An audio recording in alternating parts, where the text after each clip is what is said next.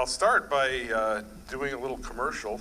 Since I'm the librarian, I'm going to do a little library commercial. And it has to do with what Pastor Mark mentioned this morning and during the announcements, which is that John Picarella and I had the opportunity to go to a men's retreat at Camp Hickory Hill over in Barrysburg, if you don't know where that is. And throwing a plug for Hickory Hill as well. So if you have kids, it's a great place. There's a number of different summer camps for both boys and girls. There's weekend camps. There's all kinds of things. Our son Kevin went to a number of them.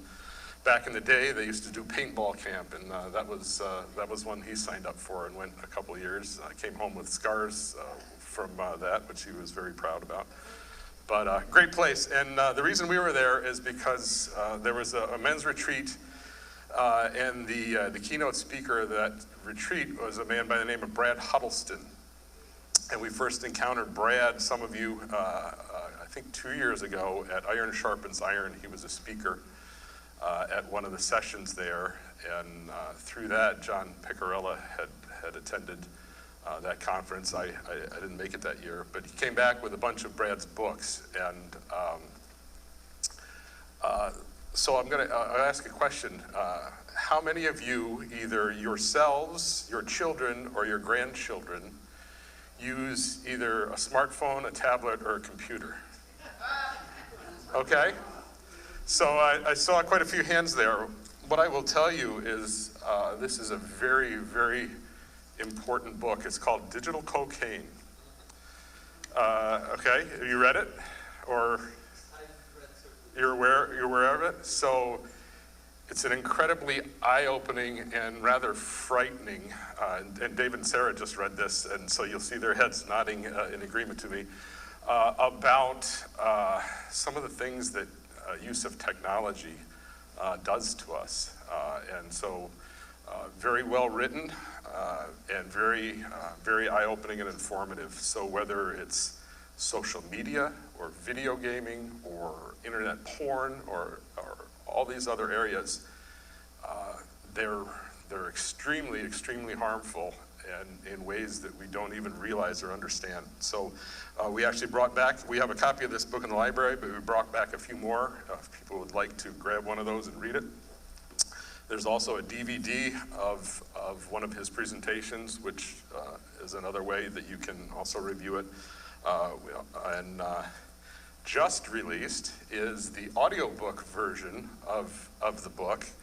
And for those of us here, you'll be interested to know the narrator of the audiobook version is our very own John Picarella. So John connected with Brad after having read the book and was just,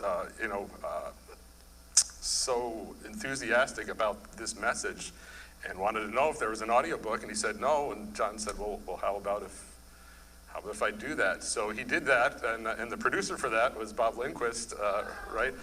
So how many hours of recording did that take, Bob? Yeah, so it's a major effort to come up with that. So I have a copy of that as well that I will get put into the library. But yeah, David. Well, the one thing I would say about the book that makes it worth reading too is it doesn't just talk about problems. It talks about here's some solutions, here's some strategies that you can do. And I haven't employed them all, but I've already changed a couple things. Yeah. So it's a good point that David brings up, which is that the book doesn't just, bombard you with the issue and then kind of leave you hanging, but he brings up strategies and ways that you can approach some of these things. One of the scariest things, though, is he showed some brain scans of drug addicts, so people who are on heroin or on other drugs, and then they showed brain scans of people who are addicted to porn or video gamers, and they were no different. The damage to the brain was the same, whether it was these chemicals or whether it was electronic digital activity. Really, really eye-opening, as I said.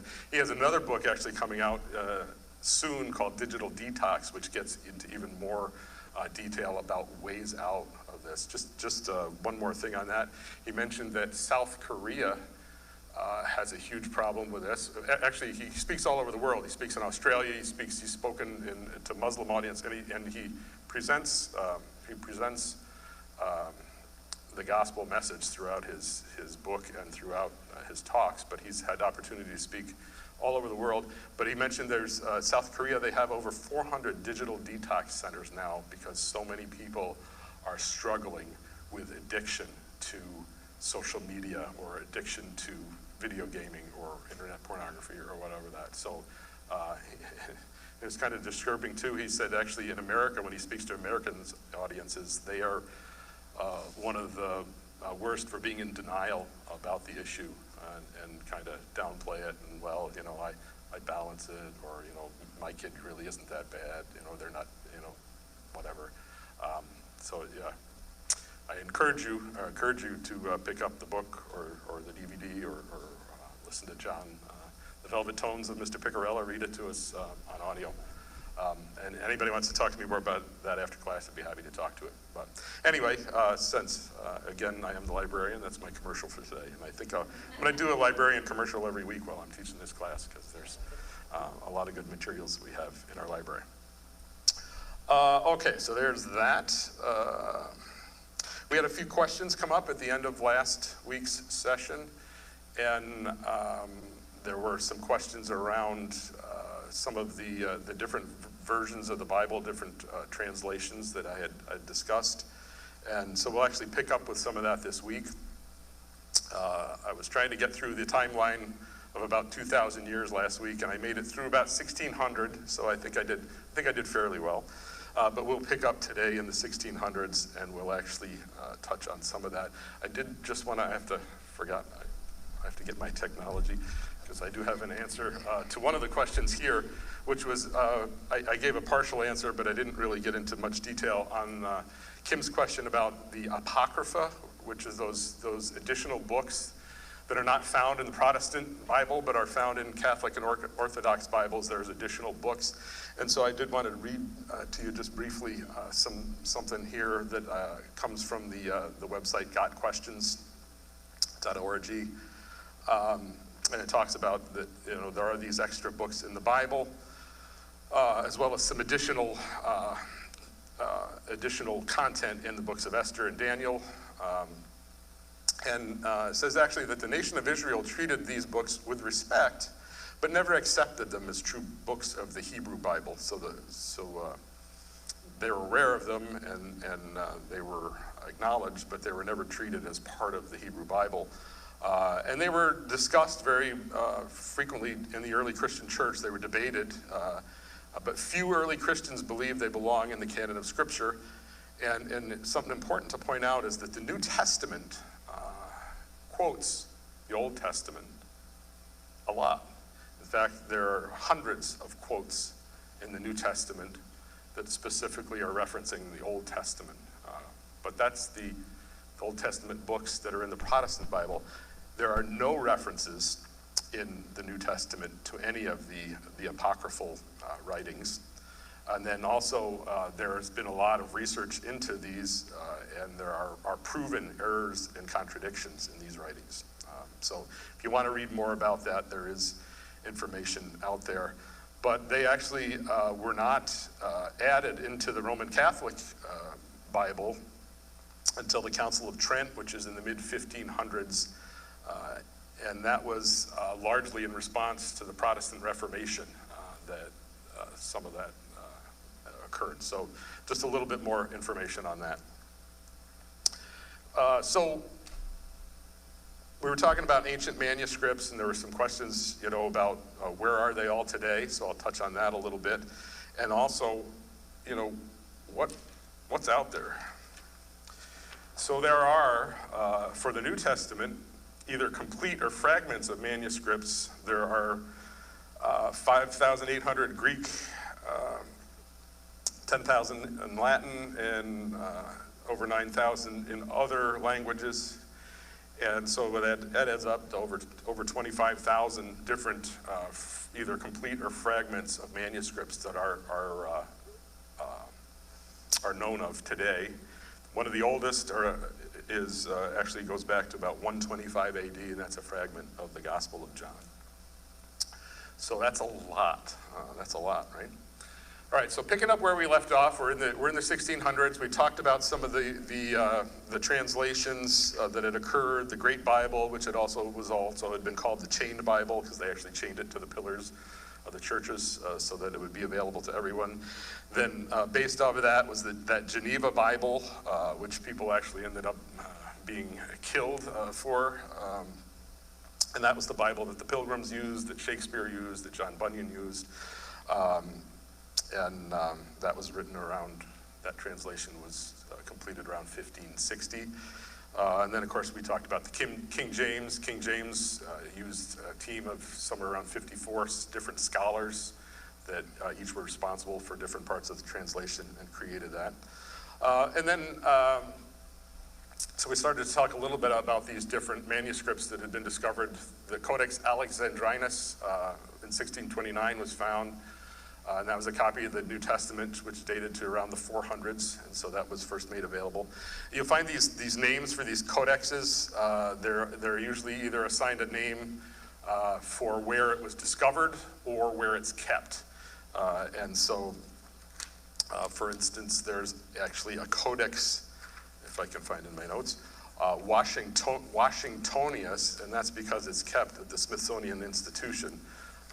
It has nothing to do with who discovered it or any of that, but it's just simply named for where it is kept, and that's actually one of the third oldest Bible. It dates from the late 4th, early 5th century, and that's kept at the Smithsonian.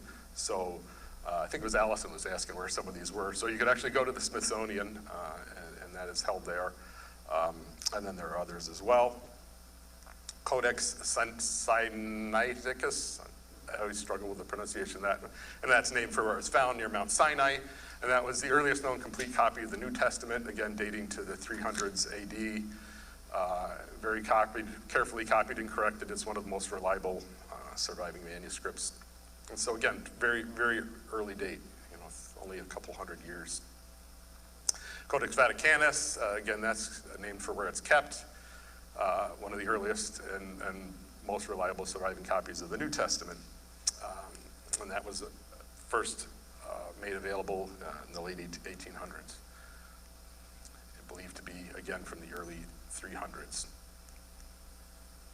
So as more knowledge more of these manuscripts were being made available and being discovered, that led to some revisions of the Bible to reflect some of these more recent findings. So as we gain more knowledge and more insight through more discoveries of manuscripts, that has triggered a number of different revisions over the years.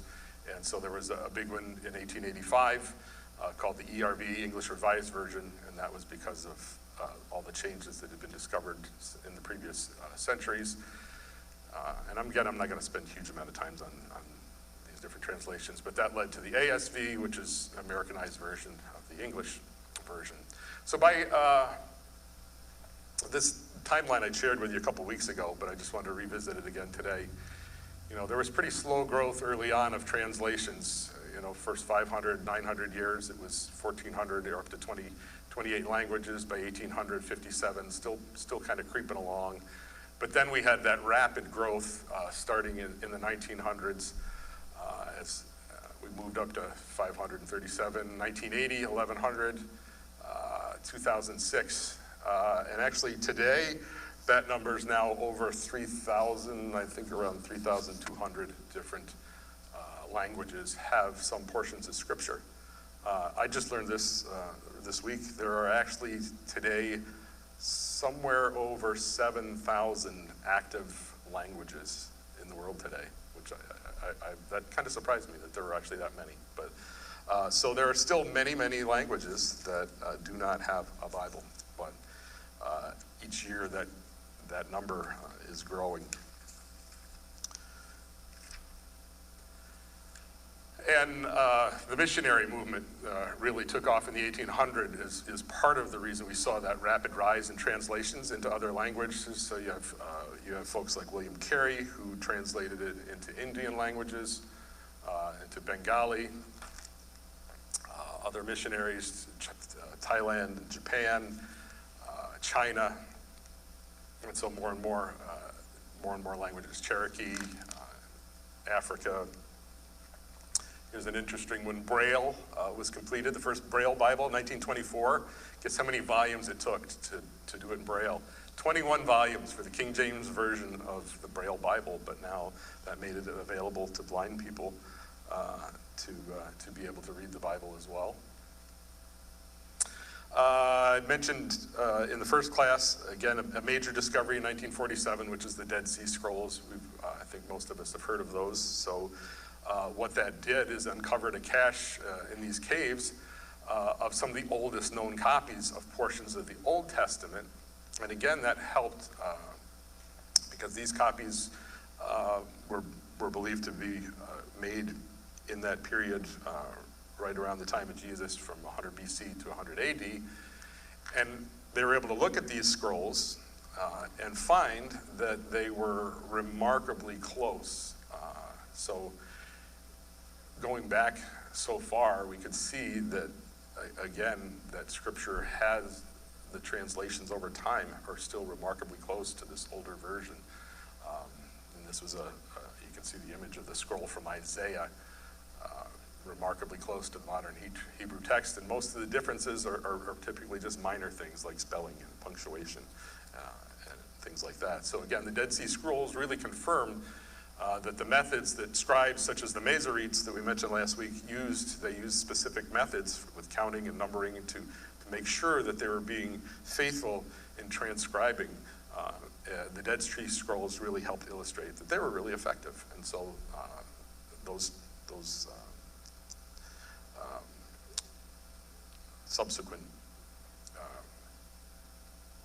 translations were effective. And archaeology continues to find more and more each year that helps even give us greater insight. In the 1900s, more than 100 different manuscripts were found in Egypt. And then in Syria, they found an ancient city that actually led to a whole new language they didn't even know about. What they found that is pretty similar to Hebrew, and it's given further insight into Hebrew vocabulary and poetry. So again, continue to grow in knowledge about Scripture through these different discoveries. So that kind of walks us through the timeline of the Bible from ancient times to today. It was a pretty quick walk. There's obviously a lot more to know about all of that, so if it's really of interest to you, you can dig deeper into it. There's a number of books out there. There's one by a man named F.F. Bruce called The Books and the Parchments. I'll warn you, it is not light reading, but it goes into great detail on some of this. Other thing I promised to share with you is when we're talking about old versions of the Bible. So this is very special to me. It's 245 years old, and it has been passed down in my family all that time. And I'm going to pass it around and just ask that you be extremely careful with it. But it belonged to my 9th great-grandmother, I think. Her name was Sarah Dubois, and it's her psalm book. And she inscribed it February 1st, 1776, was when she received it. First thing you'll notice is that you can't read it because it is in Dutch. My early ancestors in this country were part of the Huguenot settlements down in the Hudson Valley. And so this is a New Testament, and it's got some Psalms in there. You'll actually see some music as well. And then in the very back is family history written of when she married Peter Crispell, and then eventually their son Garrett had a daughter who married a Gossoo, and that's where the Gossoos come into the picture. But Paul, if you want to come up and grab this for me. I did want to just share that with you because it's pretty amazing that has survived relatively intact. And I love the little metal clasps on it, and there's actually little loops on it, which I believe that could have been put on a chain and actually worn around your neck. It's a pretty substantial book to wear around your neck, but that, I believe, is is what those loops on top would have been for. So there are some loose pages in there, so as you open it, just lay it down flat so they don't fall out. But yeah, please feel free to take a look at that, because it's pretty neat. All right, what else have I got? I think that's it. All right, so just very quickly going to touch on English Bible translations today. I don't want to dwell on this because this really isn't the intent of the course, but just wanted to touch on a couple things very briefly. So there are several types of translations, so to be aware of. When you look at Bibles in a Christian bookstore and what's available to us, there are three big categories, and depending on what you read, there's some people will put in a fourth or only talk about two, but there's formal equivalence, which is basically the types of translations that are word-for-word renderings of the original language. So they're trying to retain the word order of the translators, are trying to retain the word order and the sentence structure and keep it as close as possible. Then there's dynamic equivalence, which is more of what we would consider a thought for thought, where they're trying to capture the meaning and the style of the original language, but it's a little different. And then there are paraphrase translations, which are written to be easier to read and understand, easier than the word for word and thought for thoughts, but you have to be careful as you move across the spectrum into these paraphrase translations, because sometimes when you look at those, they've taken quite a lot of freedom, and so there's just something to be aware of. So King James has been around again since 1611. The version that we are familiar with today was revised in 1769, but it doesn't it uses some language that we don't use anymore. So why are there some of these different translations? Why do you keep retranslating the Bible? Some of that is because our language changes over time. Some of it is because we gain new knowledge and insight through the discovery of these manuscripts, or learning more about ancient languages and ancient grammar and all of that. But some of it is because our language has changed over time, because I don't use the word saith much anymore,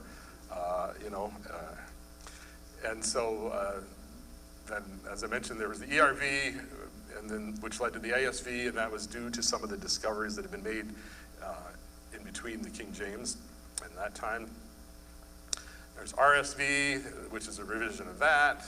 There's the Amplified Bible, and again, I'm just really going to breeze right through this. There's a New English Bible, which attempts to present the scripture in timeless modern English. I don't know exactly what timeless modern English really is.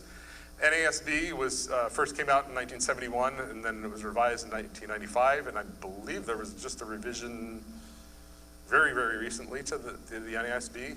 But again, they're trying to put it in clear English while preserving that literal accuracy as much as possible.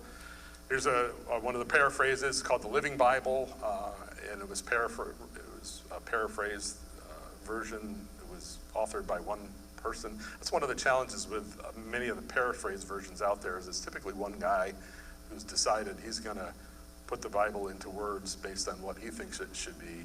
So that's one of the reasons why I would encourage caution as you use a paraphrase Bible.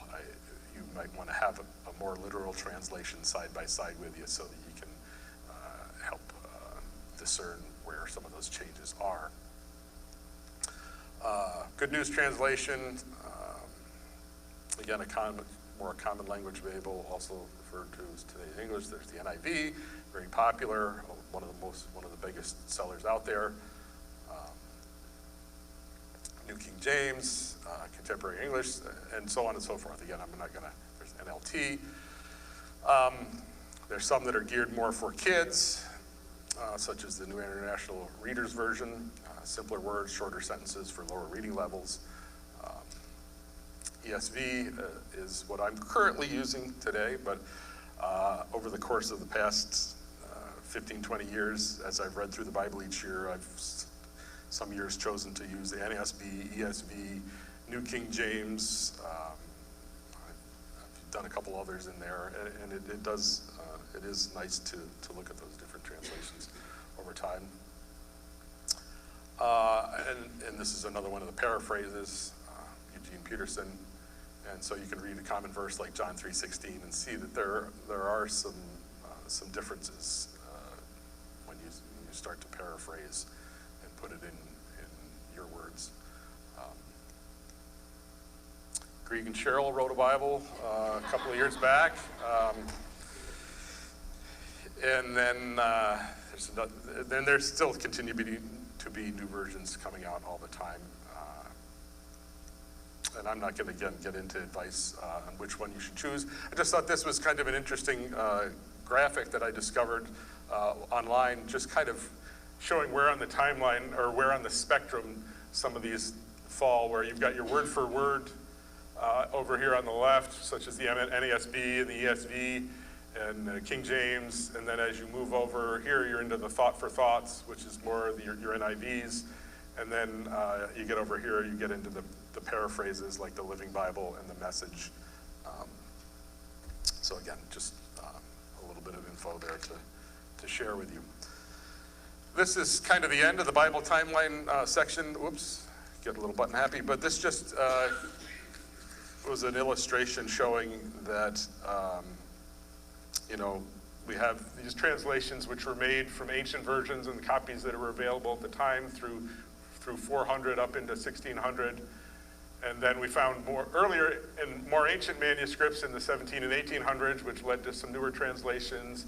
And then after we discovered the Dead Sea Scrolls and other manuscripts, how it's led to many, many more translations. Plus, technology is also comes into play, I think, in making translations easier. So that ends the kind of the how we got our Bibles today part of the class, and now we're going to move into where we're going to spend most of our time, which is, okay, so we have these Bibles today.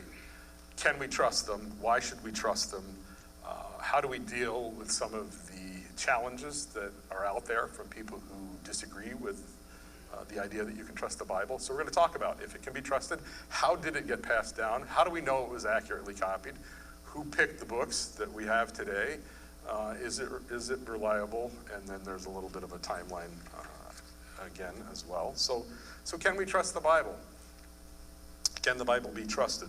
And we do, for all you folks, we do have for this part of the class, there is a handout. So Paul, if you want to come up, and my lovely assistant Vanna will come up and grab these. But these are a nice little glossy fold out that kind of summarizes everything that's in here, so that if you don't want to scribble notes down furiously, you'll find that a lot of the content is in here.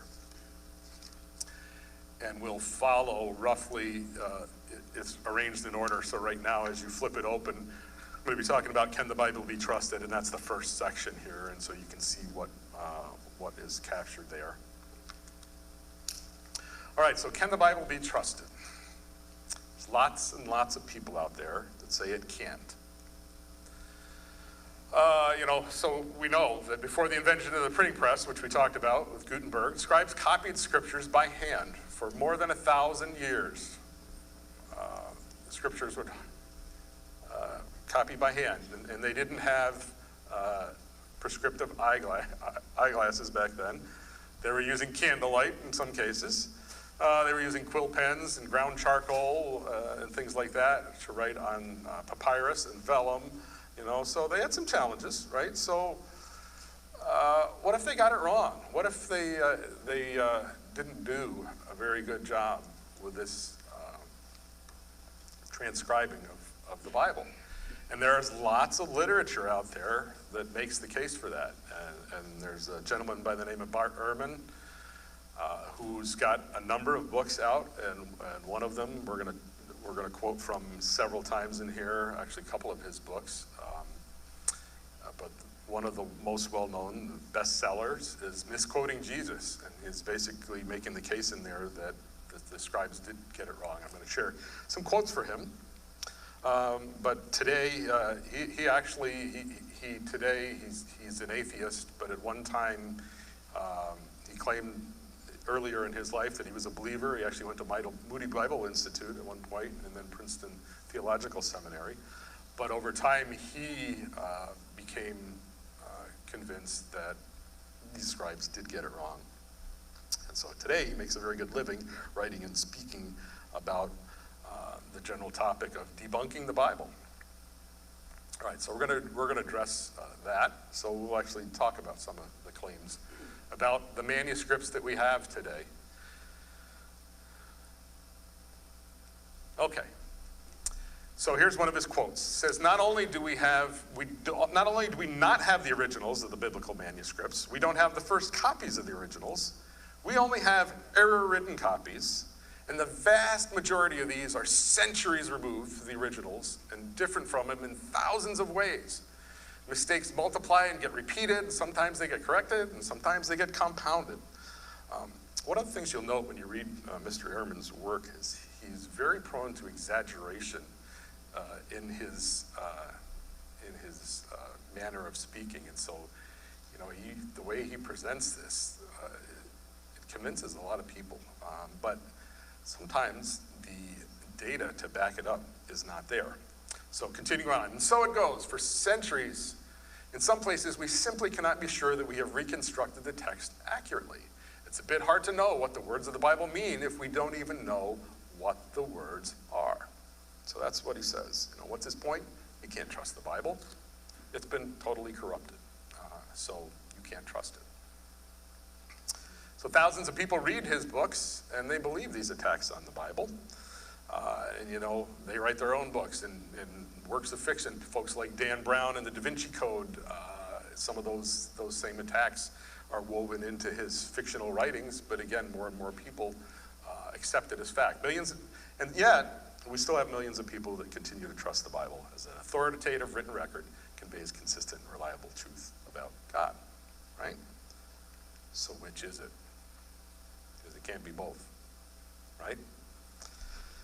So we're going to look in each of these topics about, what the critics say, and then we're also going to talk about what history tells us. We're going to look at what the evidence says. So first, what are the questions? Does the Bible really still convey the truths that the original authors intended, or has it been so twisted and corrupted over time that we can't know that? Were the texts really changed with such reckless abandon that the Bible scholars today have manuscripts that are so full of errors they can't even be certain of what the text originally meant? So is that really true? So again, we're going to look at history, and we're going to look at the historical record to see if we can determine what is right and what isn't. Okay? History and historical record. Well, that's the other book I forgot. I'll bring that next week. Sorry, I digress. So here's what we're going to find. Hopefully this is what you're expecting, is that we're going to find the Bible can be trusted. We can know what the Bible says, and we can be confident that the Bibles that we have in our hands today are faithful to the original manuscripts, even though there are differences that exist in the ancient copies. And I will openly tell you there are differences. Okay, there are differences in ancient manuscripts. That's not any secret. That's nothing, actually, it's not even a cause for concern. And we'll talk about why. So let's start out by looking at the Gospels. What did we know about the Gospels and when they were written and who wrote them? And these are approximate dates that the scholars have put on the different books of the Gospels, Mark, Matthew, Luke, John. Written somewhere, Mark, around 65. Some scholars actually believe that could be earlier, somewhere around 50 AD, but at least by 65. And then you have Matthew and Luke a few years later, and then John a few years after that. Who wrote them? Again, Mark is the one who wrote down the Gospel of Mark, but it was the information as told to him by Peter, and of course Matthew, Luke, who was a companion of Paul, and John. So how were the stories passed down? So what Ehrman says, again, is the Gospels were written 35 to 65 years after Jesus' death, not by people who were eyewitnesses, but by people living later. Okay?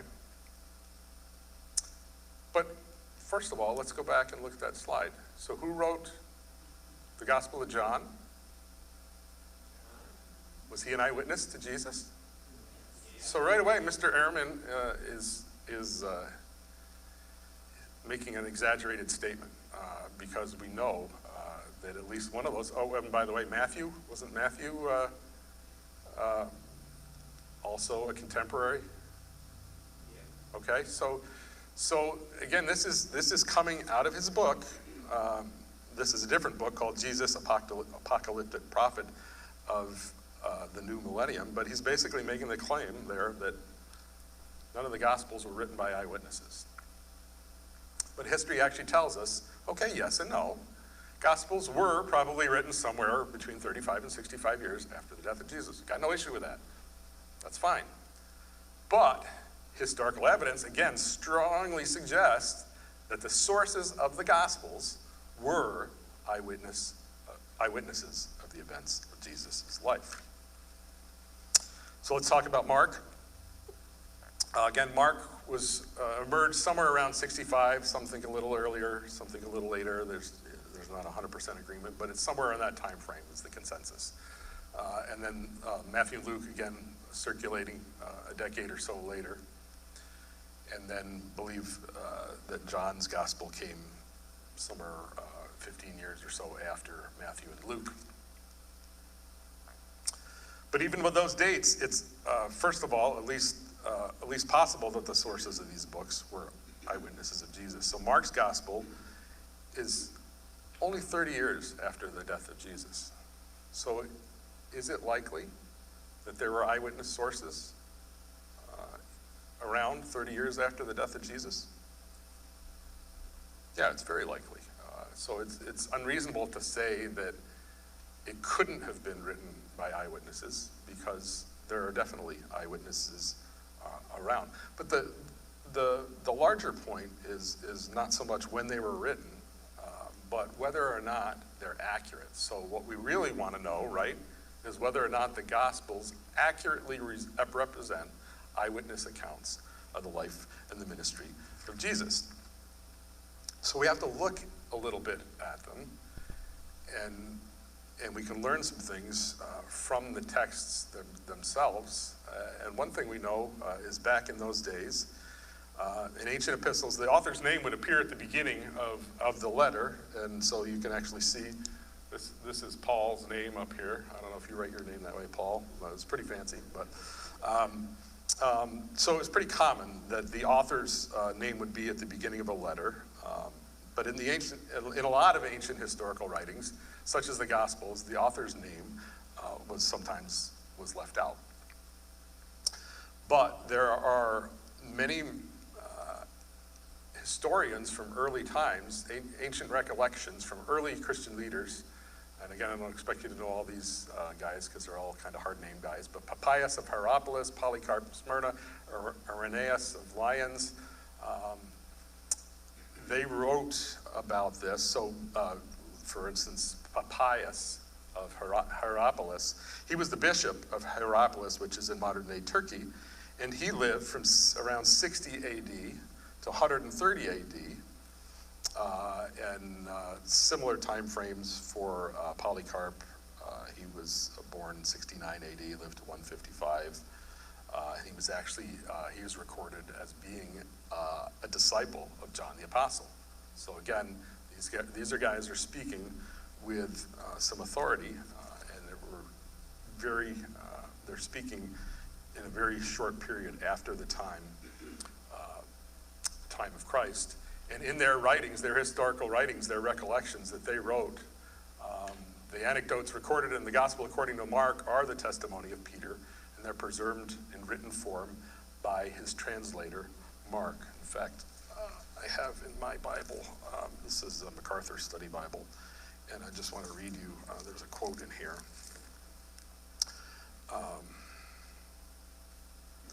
This from Papayas, the bishop of Hieropolis, writing, and then this is about the year AD 140, he writes, "And the Apostle John said this, Mark, having become the interpreter of Peter, wrote down accurately whatsoever he remembered. It was not, however, in exact order that he related the sayings or deeds of Christ. For he neither heard the Lord nor accompanied him, but afterwards, as I said, he accompanied Peter, who accommodated his instructions to the necessities of his hearers, but with no intention of giving a regular narrative of the Lord's sayings. Wherefore, Mark made no mistake in thus writing some things as he remembered them. For one thing, he took especial care not to omit anything he had heard, and not to put anything fictitious into the statements. Justin Martyr, who was writing about AD 150, referred to the Gospel of Mark as the Memoirs of Peter, and suggested that Mark committed his gospel to writing while in Italy, and this agrees with the uniform voice of early tradition, which regarded this gospel as having been written down in Rome for the benefit of Roman Christians. Irenaeus, the other one listed there, wrote about 185 and called Mark the disciple and interpreter of Peter, and recorded that the second gospel consisted of what Peter preached about Christ. So again,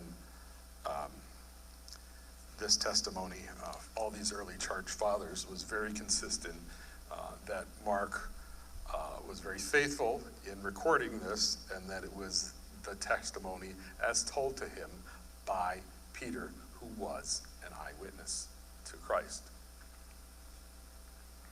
So it's a very carefully, historically preserved, very carefully recorded account, eyewitness account.